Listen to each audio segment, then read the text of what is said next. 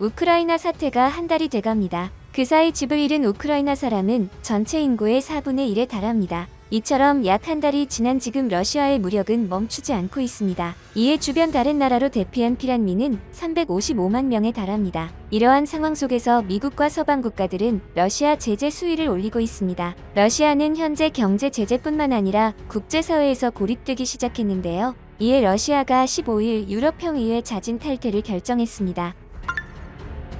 구독과 좋아요 한 번씩 부탁드립니다. 로이터 AFP 통신에 따르면 퓨트르 톨스토이 유럽평의회의 주재 러시아 대표 겸 하원 부의장은 이날 자신의 텔레그램을 통해 이 같은 사실을 전했습니다. 톨스토이 대표는 러시아는 자유롭 COE를 탈퇴한다며 이는 균형 잡히고 숙고한 결정이라고 말했습니다. 그러면서 페이스 내 자국에 대한 퇴출 압박이 정점에 달한 가운데 탈퇴를 결정했다고 설명했습니다. 또한 서방 국가들은 우크라이나 사태를 고려해 러시아를 G20 모임에서 퇴출시키는 방안을 고려하고 있습니다. 이에 러시아는 G20 정상회의와 같은 국제회담에서 러시아를 퇴출시키는 것은 경제적 현안을 해결하는 데 전혀 도움이 되지 않는다며 오히려 러시아를 제외한다면 문제를 해결하기 어려울 것이라고 덧붙였습니다. 한편 침묵을 지키던 중국은 러시아를 G20의 중요 회원국으로 칭하며 러시아의 입장을 다시 한번 두둔했습니다. 이처럼 현재 러시아의 국격은 돌이킬 수 없는 상황에 이르렀습니다. 러시아가 국제사회의 환영을 받지 못하는 시점에서 한국의 영토를 되찾을 수도 있다는 주장이 나오고 있습니다.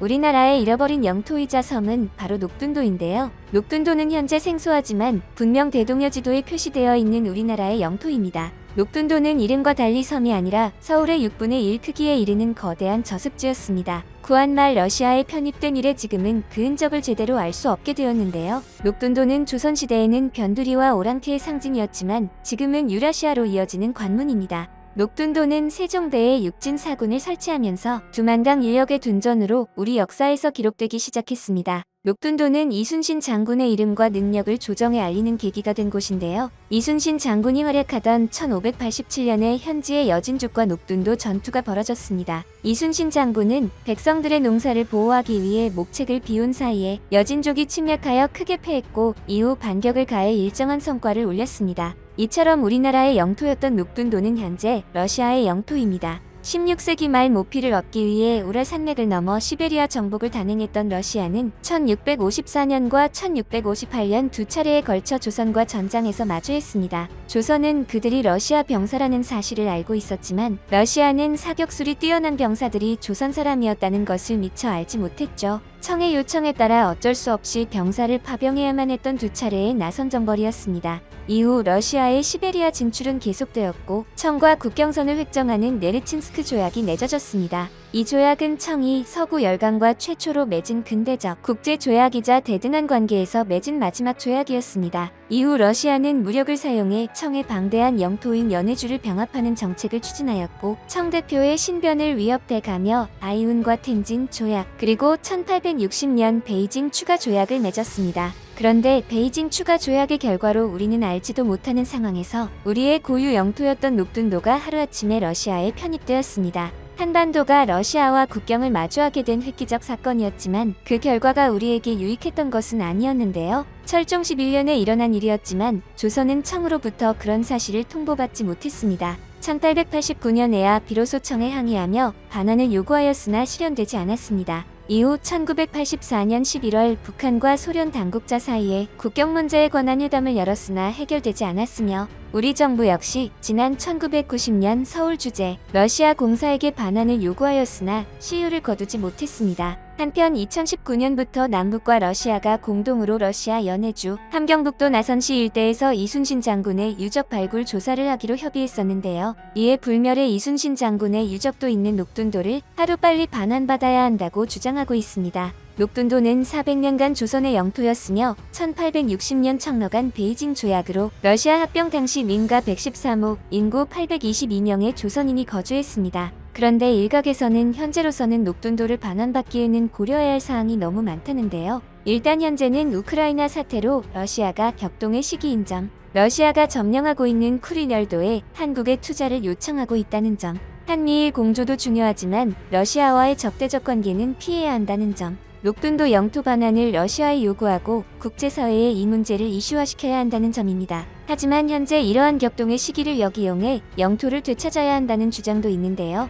현재 녹둔도가 러시아 영토이긴 하지만 방치되고 있고 러시아가 극동지역 개발을 위해 한국을 원하고 있으며 우크라이나 사태 속에서 오히려 러시아가 영토를 반환해줄 가능성이 높다는 것입니다. 그러므로 한국 외교가 다양한 시나리오를 수립하고 현명하게 대응하여 주권과 영토를 되찾아야 한다는 주장입니다. 원래 100년 넘게 녹둔도를 점령하고 있는 러시아는 세계 2위의 군사 강국이고 유엔 가입국이며 상임 이사국이었습니다. 따라서 지금까지는 굳이 국제사회에서 빼놓을 수 없는 러시아에 대적해 영토 분쟁을 일으킬 필요가 없다고 생각해왔습니다. 실제로 러시아와 우호 관계를 유지해 윈윈하는 것이 더욱 이득이었습니다. 그리고 가장 큰 문제는 사실 소련 시절 조소 국경 합정으로 북한은 녹둔도를 이미 소련 땅으로 인정했다는 것입니다. 그리고 북한과 러시아는 우호 관계이기 때문에 그 사실이 달라질 일은 없어 보였습니다. 이러한 상황에서 우리만 홀로 영토 분쟁을 일으킨다면 이득이 될 상황이 아니었습니다. 그런데 현재는 상황이 180도 바뀌었다고 해도 무방합니다.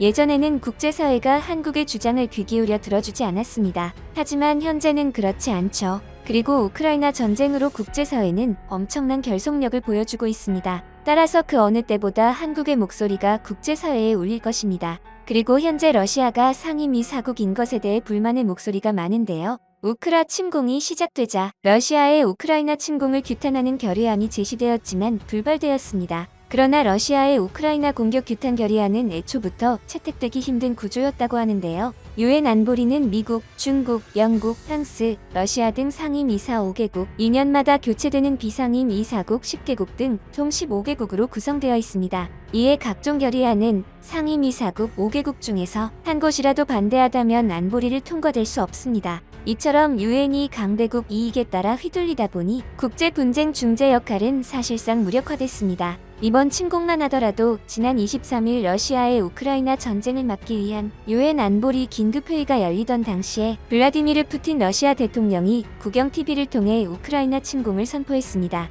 러시아는 2월 안보리 의장국을 맡고 있었지만 이를 무시한 것입니다. 유엔 안보리 무용론이 재점화되는 이유입니다. 따라서 현재 유엔 안보리는 러시아를 제외한 나라들로 다시 탄생시켜야 한다는 주장이 나오고 있습니다. 이에 한국은 2024년에 비상임이사국에 도전하는 목표를 가지고 있으며 실제로도 유력한 국가로 보이고 있습니다. 그리고 막대한 영향력과 존재감을 과시하던 러시아가 빠진다면 한국의 존재감은 자연스럽게 상승할 것입니다. 즉, 한국이 더 이상 러시아의 눈치를 보지 않아도 된다는 것입니다. 따라서 베이징 조약으로 러시아 영토가 돼버린 녹둔도를 무효화시킬 수 있게 된 상황인 것이죠. 그리고 전문가들은 앞으로 녹둔도의 영향력이 더욱 강해질 것이라고 하는데요. 만약 한국이 녹둔도를 반환받는다면 중국으로서는 태평양으로 향하는 관문이 막혀 돌아가거나 한국과 협상을 해야 한다는 것입니다. 그리고 영토는 아주 작은 크기더라도 그것이 갖는 의미는 상당합니다. 영토가 갖는 의미 때문에 우크라이나 사태가 나게 된 것이고 중국과 대만과의 갈등이 끊이지 않는 것입니다. 따라서 지금부터라도 녹둔도에 많은 관심을 가져 우리의 잃어버린 영토를 찾을 필요가 있는 것입니다.